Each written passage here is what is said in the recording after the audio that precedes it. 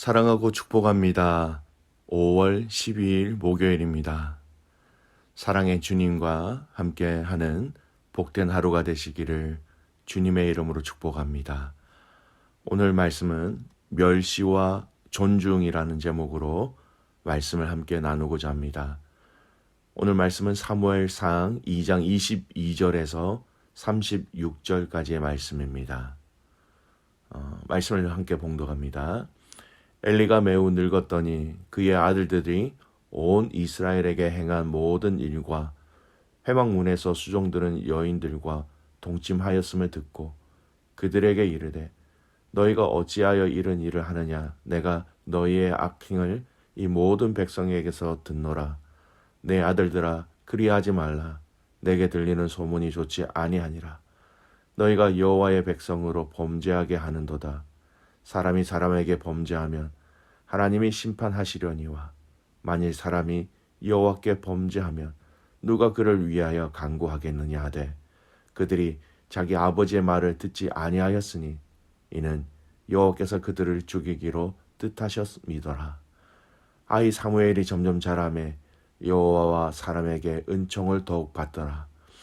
하나님의 사람이 엘리에게 와서 그에게 이르되 여호와의 말씀에 너희 조상의 집이 애굽에서 바로의 집에 속하였을 때에 내가 그들에게 나타나지 아니하였느냐. 이스라엘 모든 지파 중에서 내가 그를 택하여 내 제사장으로 삼아 그가 내 제단에 올라 분향하며 내 앞에서 에봇을 입게 하지 아니하였느냐. 이스라엘 자손이 드리는 모든 화제를 내가 네 조상의 집에 주지 아니하였느냐.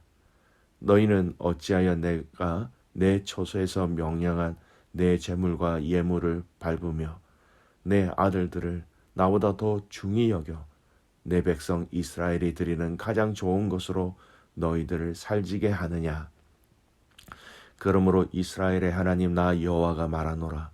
내가 전에 네 집과 네 조상의 집이 내 앞에서 영원히 행하리라 하였으나 이제 나 여호와가 말하노니 결단코 그렇게 하지 아니하리라. 나를 존중히 여기는 자가 내가 존중히 여기고 나를 멸시하는 자를 내가 경멸하리라. 보라, 내가 네 팔과 네 조상의 집 팔을 끊어 네 집에 노인이 하나도 없게 하는 날이 이를지라. 이스라엘에게 모든 복을 내리는 중에 너는 내 처소에서 환난을 볼 것이요 내 집에서 영원토록 노인이 없을 것이며 내 제단에서 내가 끊어버리지 아니할 네 사람이 네 눈을 쇠잔하게 하고 네 마음을 아프게 할 것이요 내 집에서 출산되는 모든 자가 젊어서 죽으리라. 내 두 아들 홈리와 비느하스가 한날에 죽으리니 그 둘이 당할 그 일이 내게 표징이 되리라. 내가 나를 위하여 충실한 제사장을 일으키리니 그 사람은 내 마음 내 뜻대로 행할 것이라.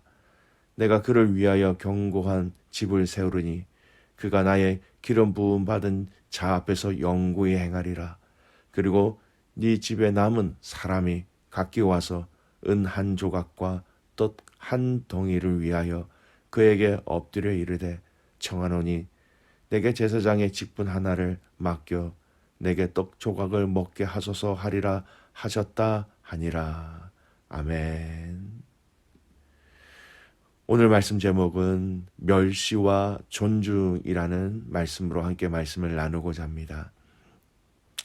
어제의 말씀과 동일하게 계속해서 오늘 말씀은 엘리의 두 아들과 사무엘의 이야기가 계속해서 이어집니다. 엘리의 두 아들들은 하나님 앞에서 점점 죄를 짓고 타락하고 있는 모습을 보여주고 있으며 반대로 사무엘은 점점 더 하나님을 또 하나님에게 또 사람에게 인정을 받고 있다라고 오늘 본문은 그렇게 얘기하지요. 본문에 이 비교되고 있는 이 내용을 함께 살펴보겠습니다. 먼저 더해지고 있는 엘리 가문의 죄를 보십시오. 22절 말씀 보십시오. 엘리가 매우 늙었더니 그의 아들들이 온 이스라엘에게 행한 모든 일과 회막문에서 수종들은 여인들과 동침하였음을 듣고. 여러분, 엘리의 두 아들들이 회막에서 수종들은 여인들과 동침하였습니다. 여러분, 여인들이라는 이 말은, 이 단어는요, 좀 이중적인 의미가 있습니다. 원어에도 잘 드러나 있지는 않습니다만 두 아들이 다 동침했다라는 그런 의미와 또 여러 번 동침했다라는 그런 의미로 함께 포함되어 있지요. 어쨌든 제사장의 직분을 감당하고 있는 그들이 일반 백성도 하지 말아야 할 율법의 계명을 범한 것이었습니다. 간음하지 말라라는 10계명 중에 제8계명을 어긴 것이 되는 것이죠.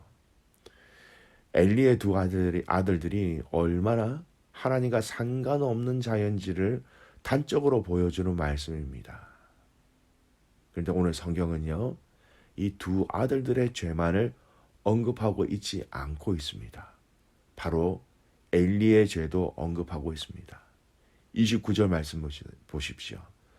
너희는 어찌하여 내가 내 초소에서 명령한 내 재물과 예물을 밟으며 내 아들들을 나보다 더 중히 여겨 내 백성 이스라엘이 드리는 가장 좋은 것으로 너희들을 살지게 하느냐. 엘리 제사장은 두 아들들의 죄를 알고도 이를 지적하는 것으로만 그쳤습니다. 그들의 직무를, 그들의 잘못을 다시 고쳐 바르게 잡지 아니하였던 것이죠. 그가 아비로서 그리고 제사장으로서의 직무를 아들들을 고치거나 징계하지 아니하니 하나님의 징계가 바로 그 두 아들들에게 임하게 되었던 것입니다. 그들을 죽이기로 작정하신 것이지요. 하나님은 엘리의 죄를 어떻게 말씀하셨습니까? 너희 아들들보다 나보다 이 아들들을 더 중히 여겼다라는 것입니다. 하나님보다 두 아들들을 더 소중히 여기고 더 귀하게 여겼다라는 것입니다. 여러분, 자녀들을 사랑하는 아비의 마음, 부모의 마음을 우리는 충분히 이해할 수 있지만 그 사랑의 방법이 하나님의 말씀하신 방법으로 해야 한다라는 것을 철저히 저희들에게 알리고 계신 말씀이에요. 우리가 사랑하는 자녀들을 훈육할 때를 생각해 보십시오. 잘못에 대해서는 정확하게 지적하고 눈물이 쏙 빠지도록 가르쳐야 합니다. 그리고 또 사랑으로 안아주고 사랑으로 덮어줄 때에 그 훈육이 의미가 있는 것이겠지요. 엘리와 그 두 아들들의 죄는 점점 깊어져만 가고 있었습니다.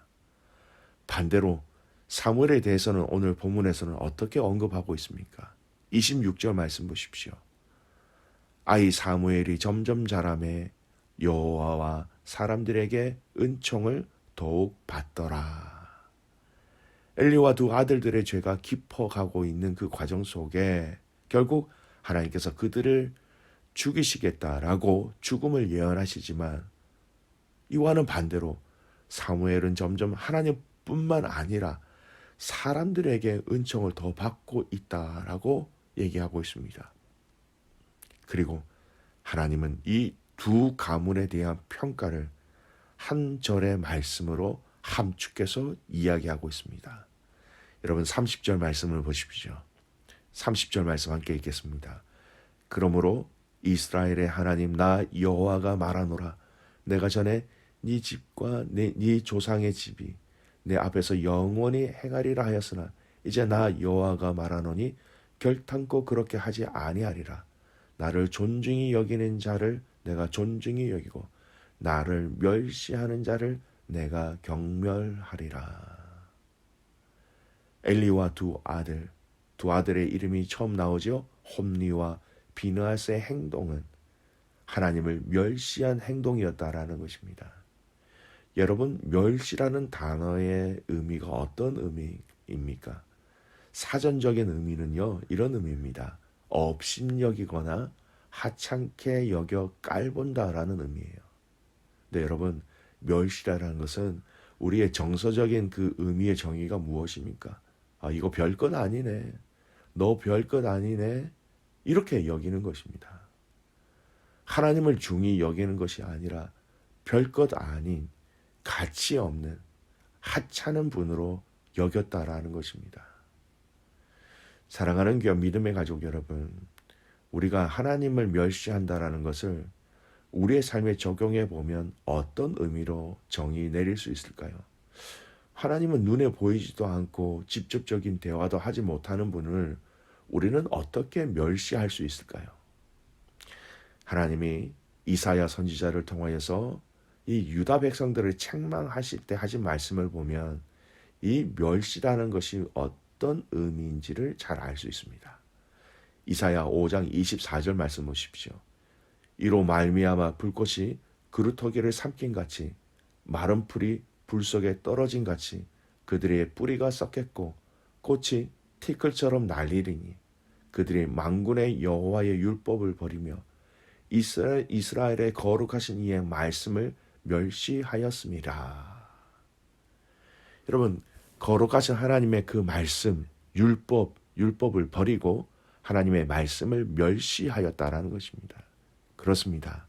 우리가 하나님을 멸시한다라는 이 말씀은요, 우리가 하나님의 말씀, 이 성경 말씀을 가볍게, 하찮게 여기는 것이 바로 하나님을 멸시한다라는 것을 우리는 분명히 알아야 합니다.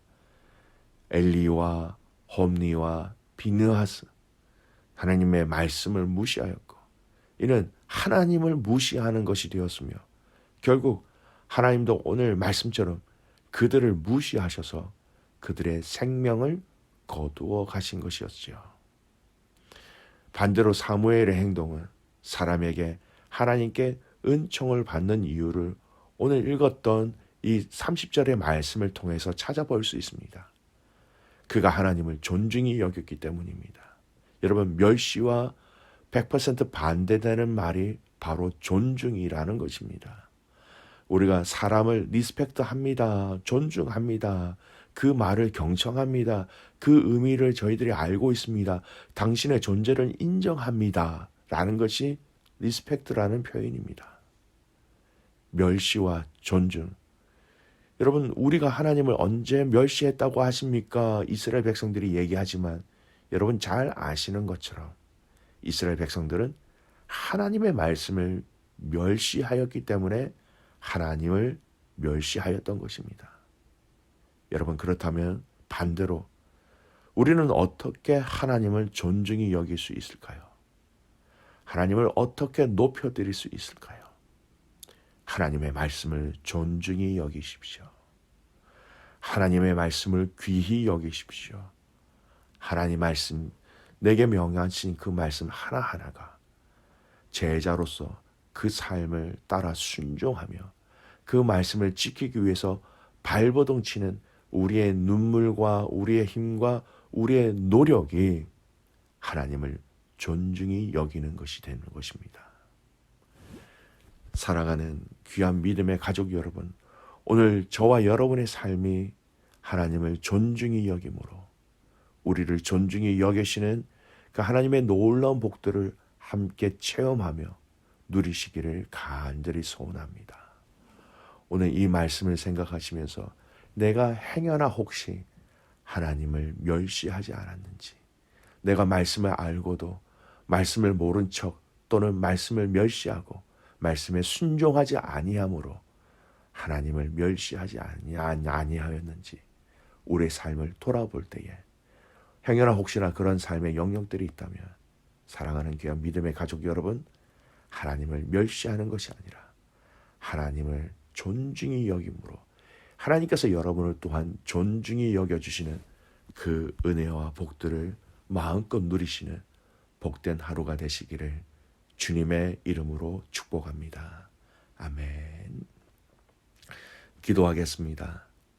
하나님, 오늘 이 하루를 우리에게 주셔서 참 감사합니다. 우리에게 주신 이 하루가 하나님을 존중히 여기는 하루가 되게 하여 주십시오. 하나님 사랑하며 하나님의 말씀을 기억하며 하나님의 그 말씀에 따라 순종하기 위해서 우리의 마음과 우리의 시간과 우리의 물질의 순서들을 하나님을 제일 앞으로 세운 그 아래에 둘 수 있도록 우리의 삶을 하나님 지키시고 인도하여 주시옵소서. 우리가 언제 하나님을 멸시하였다고 합니까? 하나님, 이 말에 우리의 삶을 돌아보게 하여 주십시오.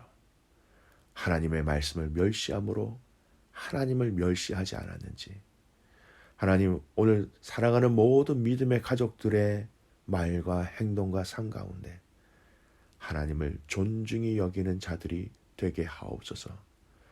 하나님을 존중히 여길 때에 우리를 존중히 여겨주신다라고 말씀하셨사오니, 하나님, 오늘 사랑하는 모든 성도들이 하나님의 존중히 여겨주심의 은혜를 경험하며 사랑을 경험하며 위로를 경험하며 회복의 능력을 체험할 수 있도록 은혜 위에 은혜를 더하여 주시옵소서.